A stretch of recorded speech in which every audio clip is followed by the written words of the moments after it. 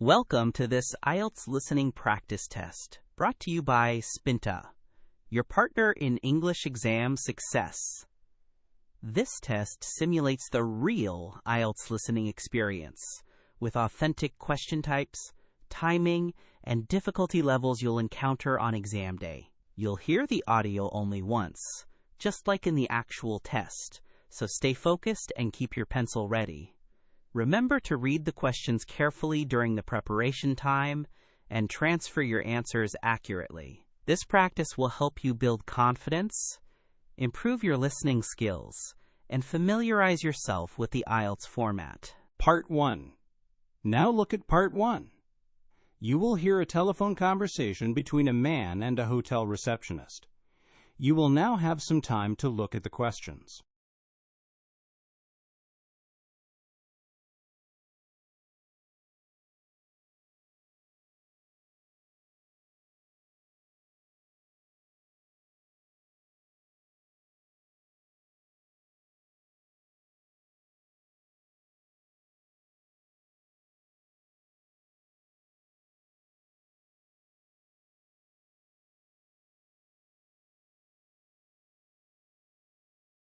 Good morning, the Grand Hotel. Emily speaking.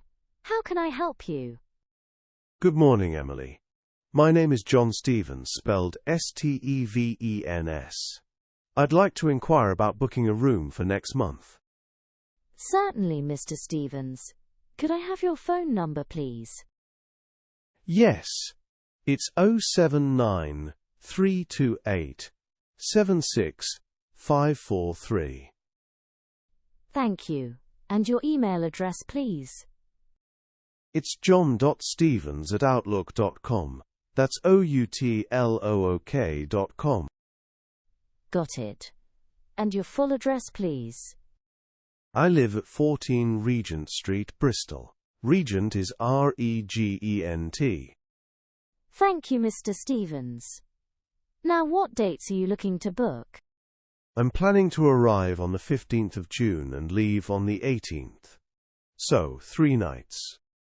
All right. For the 15th to the 18th of June, what kind of room would you prefer? We have singles, doubles, and suites. A double room, please. I'm traveling with my wife. Okay. And would you prefer a city view or a park view? Definitely the park view, if possible. I heard it's quite beautiful. Yes, it is. All our park view double rooms are lovely. And just to let you know, all guests receive a complimentary welcome drink upon arrival at our bar. Oh, that's great. What's the cost per night for a double room with a park view?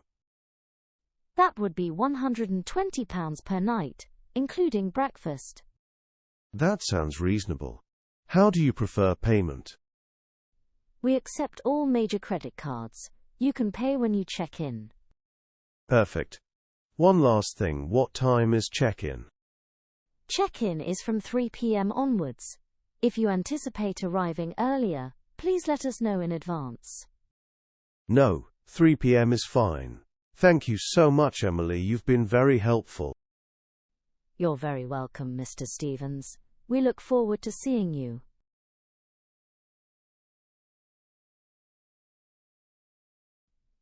Part 2. Now look at Part 2. You will hear the manager of the Greenwood Community Center giving an orientation talk to new members. You will now have some time to look at the questions.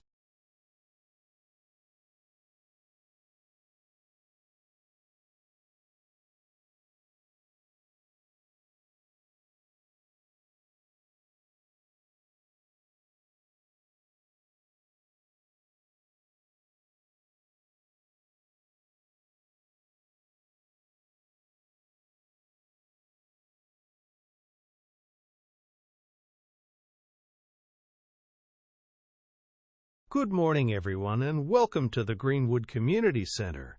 My name is David Miller, and I'm the center manager. It's a real pleasure to see so many new faces here today. The main purpose of this orientation talk is to give you a comprehensive overview of our facilities and services, so you can make the most of your membership. We believe this center is a vital part of our community, offering a wide range of activities for all ages. First, a bit about how we communicate. We publish a newsletter every 3 months, which we call a quarterly publication, full of updates on events and new classes. It's available both online and in print at the reception desk. We're always keen to hear your ideas for new activities or improvements. The best way to do this is to fill out a suggestion form, which you'll find by the entrance. Please don't just email the manager directly or rely on telling the reception staff, as forms ensure your ideas are properly logged and considered by the committee. Now, let me tell you about our fantastic cafe. What makes it special isn't just the delicious coffee, but our commitment to using locally sourced ingredients wherever possible. We pride ourselves on supporting local farmers and businesses, so you know your food is fresh and sustainable. We do offer free Wi-Fi, but that's a standard feature in many places now. It's open from 8 a.m. to 6 p.m., which is a fairly standard opening time. Right, let's talk about the various rooms and areas in the center. Firstly, the main hall. This is our largest space, primarily used for major events, concerts, and theatrical performances. It's equipped with excellent acoustics and lighting. Next, we have the computer room. As the name suggests, this is where you can access computers and the internet, and we also run IT literacy classes here. Opposite that is the craft studio, a bright and airy space perfect for painting, pottery, and other artistic pursuits. Many of our art workshops are held there. Moving outside, you'll discover our beautiful outdoor garden. This isn't just for relaxation. It's actively used by our gardening club for growing vegetables and flowers. We encourage members to get involved in cultivating it. If you're looking for a quiet space for contemplation or individual study, our quiet room is ideal. It's stocked with books and has comfortable seating. Finally, for those interested in physical activity, our fitness suite offers a range of equipment for all kinds of exercise. You'll find treadmills, weights, and bikes there. I hope this brief tour gives you a better understanding of what the center has to offer. Feel free to ask any questions now.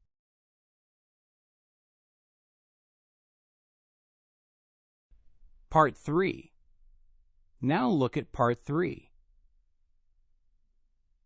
You will hear 2 university students, Sarah and Tom, discussing their research project on renewable energy. You will now have some time to look at the questions.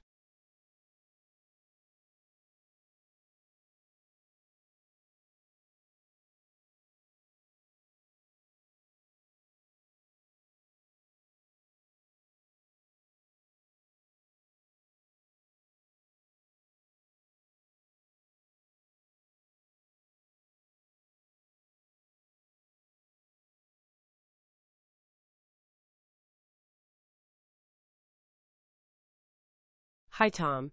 Ready to dive into this renewable energy project? Absolutely, Sarah. I've been doing some initial reading. So our primary focus is on the future of renewable energy, right? That's right. And we agreed to cover solar, wind, and geothermal as the main types, didn't we? Yes, I think those 3 give us a good range. One challenge that immediately jumped out at me is the intermittency of supply with solar and wind. That's going to be a key point for discussion. Definitely. Storage solutions will be critical for addressing that. For our data, we'll need to gather information from recent scientific findings, rather than just general articles, to ensure our report is robust. Good point. And for the presentation, I think we should include a direct comparison of the energy sources, highlighting their pros and cons. That will make it clear for the audience. I agree. So, what did you find most surprising about wind energy in your reading? Well, I was expecting to read more about the noise, but actually the biggest issue seems to be public acceptance, especially concerning the visual impact of turbines. Many communities resist them, even if they're efficient. That's interesting. I found that too. And for geothermal, what aspect do you think we should focus on in our research? I think its economic viability needs more investigation. It's a fantastic constant source, but the upfront cost of drilling can be prohibitive in many regions, even if the long-term running costs are low. True. It's less common than solar or wind, so understanding its financial barriers is important. What about other energy sources? Should we mention nuclear power? It's not renewable, but it's a significant low-carbon option, so perhaps we could include it briefly for comparison, just to show the broader landscape of energy solutions, but not as a main focus. That makes sense. It would add context without diverting from our main topic. Now, regarding the research data itself, what's our main concern? My main worry is the reliability of some sources. There's a lot of biased information out there. We need to stick to peer-reviewed journals and reputable institutions.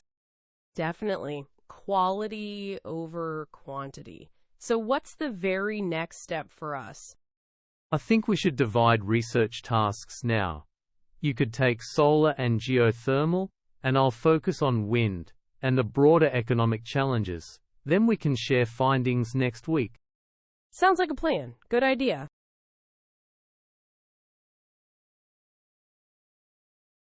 Part 4.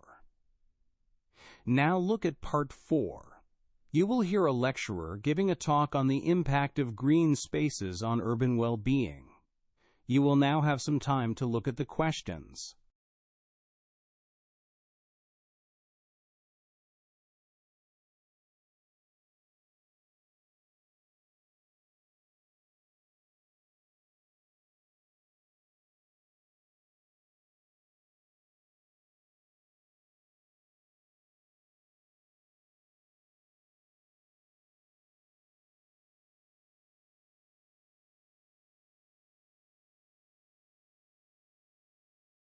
Good morning, everyone. Today we're going to delve into a fascinating aspect of urban planning, the profound impact of green spaces on human well-being. Historically, cities developed without much thought for open spaces. Early urban environments were often dense, polluted, and lacked proper sanitation and, importantly, recreational areas for their inhabitants. It wasn't until the 19th century that visionaries like Ebenezer Howard, with his city movement, truly pushed for the integration of green spaces, recognizing their crucial role for better public health and quality of life. However, post-World War II urban planning often shifted its emphasis towards functional design and efficiency, sometimes neglecting the human aspects of urban living and the importance of nature. But thankfully, this perspective is changing rapidly.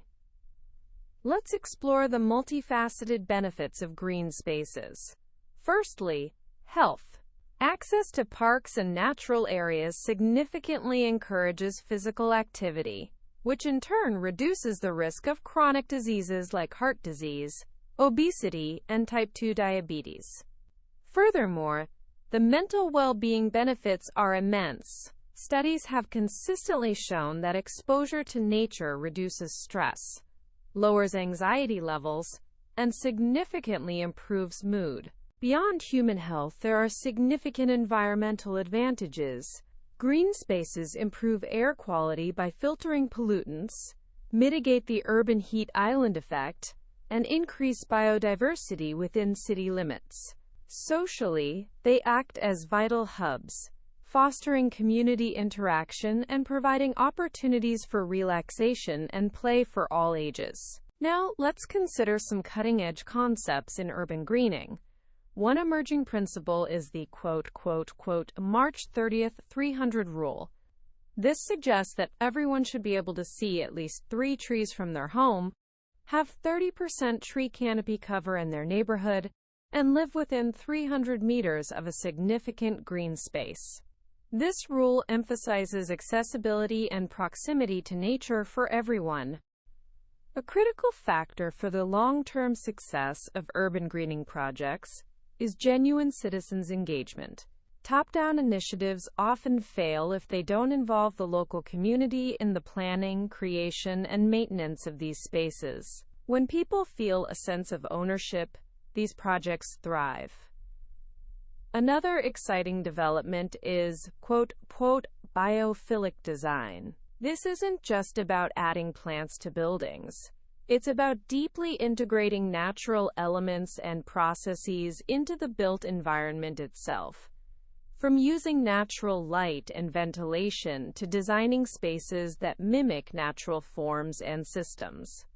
Surprisingly, research indicates that even indirect exposure to nature can have positive effects. For instance, studies show that patients recovering in hospitals with a view of green spaces through a window recover faster and require less pain medication than those looking at a brick wall. This underscores the innate human connection to nature. Looking ahead, future urban planning will likely focus on creating interconnected, quote, green corridors, networks of parks, gardens, and natural pathways that allow both humans and wildlife to move freely and safely across the urban landscape, enhancing both ecological health and human well-being. This integrated approach promises healthier, more sustainable cities for all.